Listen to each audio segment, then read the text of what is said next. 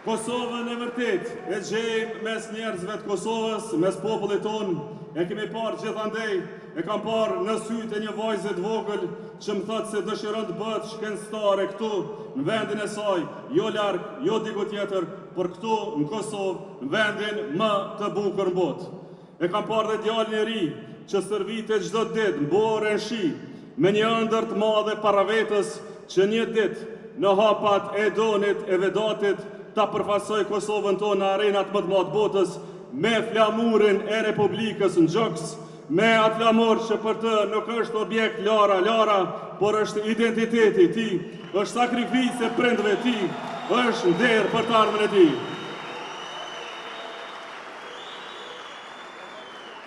E kam parë tek ndërmarrësit që nuk dorëzohen edhe kur pengohen secilën ditë, tek formerët që zgjohen para agimit, pa e humbur besimin se toka e Kosovës ende mund dhe duhet jap më shumë.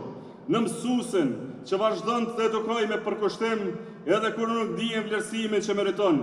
Në mjekun që qëndron deri vonë spital, sepse ai e di se dikush ka nevojë për të. E kam parë edhe tek mërgjimtarët tonë që pas gjithë atyre viteve larg ende e quajnë Kosovën shtëpi e vetën me qëndrim të përkohshëm në Evropë. Në nënën që e pret kthimin e fëmijës së saj me mall e që nuk shuhet ky mall kurrë. Baban që punon gjithë jetën me vetëm një ëndër që fëmijët e tij ta kenë më mirë se ai. Dhe mbi të gjitha e kam parë te secili qytetar të zakonshëm e këtij vendi që pavarësisht gënjimeve ende zgjohet mëngjes me dinitet, me punë, me besim, sepse ky popull nuk mund të lodhet, mund zhgënjehet, por nuk pushon kur së ndruari për një Kosovë më të mirë.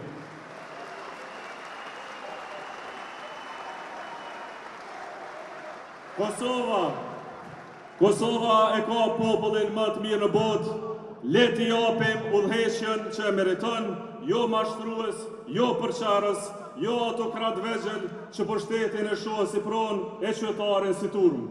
Prandaj, sonte të dashur qytetar, nuk qëndroj para jush për të numëruar vështirësit, i dini ato, i jetoni ato çdo ditë, dhe nuk qëndroj para jush as për t'ju ftuar në dorëzim e në ankesa, sepse ky popull nuk është popull i dorëzimit, ky popull ka ditur qëndroj edhe atëherë kur gjithçka dukej e pamundur.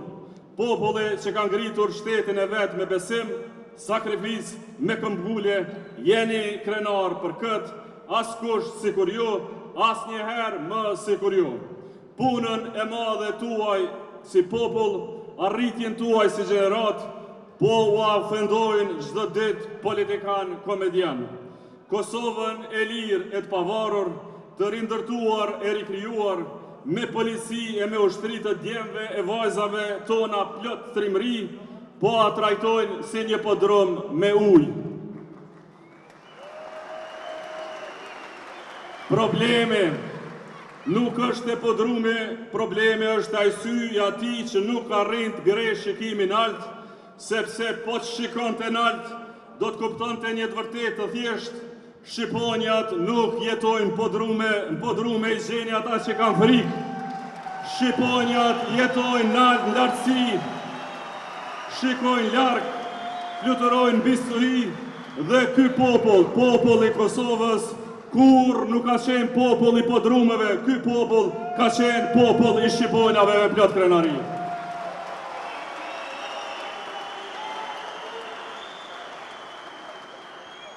Dhe pikërisht për këtë arsye, sonte vim para jush me një plan për të nesërmën, një që nxjerr Kosovën nga fundi i trisht në vend me dignitet, siguri, zhvillim e integrim euroatlantik.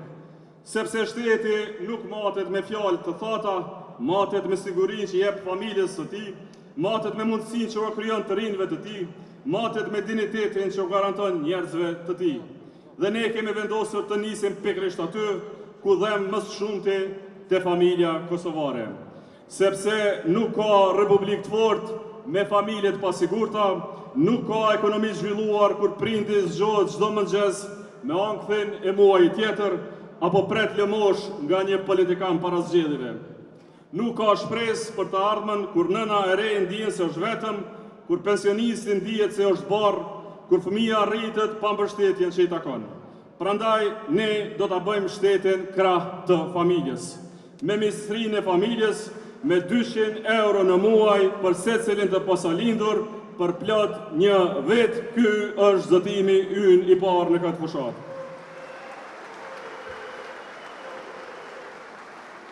Me shtesa mujore për secilin fëmijë deri në moshën 16 vjeçare, me mbështetje të drejt për gratë kujdesare dhe me 2 fyshim të pensioneve pa asnjë pension Kosovë në 300 euro, sepse një republikë serioze nuk e lë askënd prapa. Shtesat, përfitimet, beneficionet nuk do t'jenë më lëmosh elektorale. Jo, ato nuk do të ndalen, do t'jepen, madje do të rriten dhe do të garantohen me ligj si siguri e përhershme, jo si blerje elektorale. Por dhe ne kemi një të vërtet tjetër, nuk ka dignitet pa punë, nuk ka siguri pa ekonomi të fortë, nuk ka mbijetesë pa investim. Prandaj ne nuk vijmë me një ekonomi propagande e ekonomi sociale, vijmë me ekonomi pune, me ekonomi prodhimi, me ekonomi që krijon vende pune e jo vetëm numra. Do ta bëjmë Republikën tonë vend të investimeve të mëdha, do të sjellim investitor strategjik në teknologji e industri, që do të krijojnë mbi 40.000 vende të reja të punës brenda një mandati 4 vjeçar. Dhe për secilin të ri që diplomohet, shteti nuk do të jetë spektator, shteti do të bëhet partner, me punësim të garantuar për së paku 6 muaj, me 500 euro mbështetje, do sigurojmë punësim për secilin të posadiplomuar në Kosovë. Sepse nuk mund të kërkosh besim nga rinia, nëse nuk jep asnjë arsye për të besuar kësaj rinie.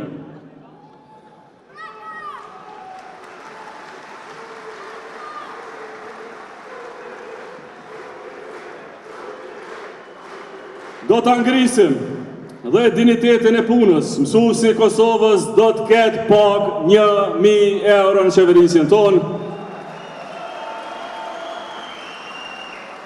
Polici, ushtari, infermieri, zjarfiksi do të kenë paga nga 900 euro në muaj paga bazë. Koeficienti 150 për mbi 80.000 punëtor publik mbetet premtimi ynë. Por zonja e zotërin, një Kosovë e re nuk ndërtohet me ambicie të vogla, prandaj ne vijmë me programin më ambicioz zhvillimor që ka pasur ndonjëherë Republika e Kosovës. 5 miliard euro investime kapitale në vetëm 4 vjet, në rrugë, e kurulla, në ujë, në kanalizim, në infrastrukturë moderne që lidh çdo anë të Republikës. Ana Moravës, i zotohemi përfundimin e menjëhershëm të autostradës në Gjilan e derit edhe jo i bardh.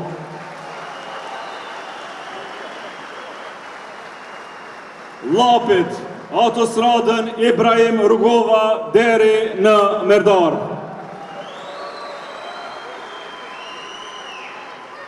Pejës Dugaxhinit, autostradën e Dugaxhinit të mohuar ndër dekada. Mitrovicës e Gjakovës, magjistralet e shpejta të lënë tashmë pa asnjë ditë pune. Do të investojmë pashtu në Ferizaj me centralin e ri me gaz dhe atë gaz amerikan. Që mos t'i djegë më 1 miliard euro duke importuar energji, që Kosova të mos jetoj më me krizë artificiale energjetike, por me siguri energjetike.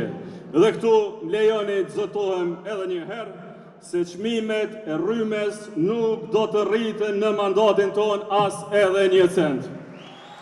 Moratorium i plot. Do të ndërtojmë spitalin e ri të Kosovës, sepse qytetarët tonë nuk duhet presin me muaj për trajtim, as detyrohen të kërkojnë shërim jashtë vendit. Do të investojmë mbi 1 miliard euro në çerdhe, në mësim tërditor, sepse shteti i fortë fillon nga fëmia, fillon te dia, fillon te shkolla, çdo komunë të Kosovës të bëjmë mësimin tërditor si prioritet nacional. Ky është vizioni ynë, jo shtet që menaxhon varfërinë, por shtet që krijon mirëqenie. Jo shtet që udhëhiqet me krizë, por shtet që ndërton siguri. Jo shtet që i ul pritje qytetarit, por shtet që krijon mirëqenie pasuri. Jo shtet që i harxhon 20 miliardë euro e nuk e le as edhe një shenjë, shtet që investon dhe investon secilën ditë vendin e vet.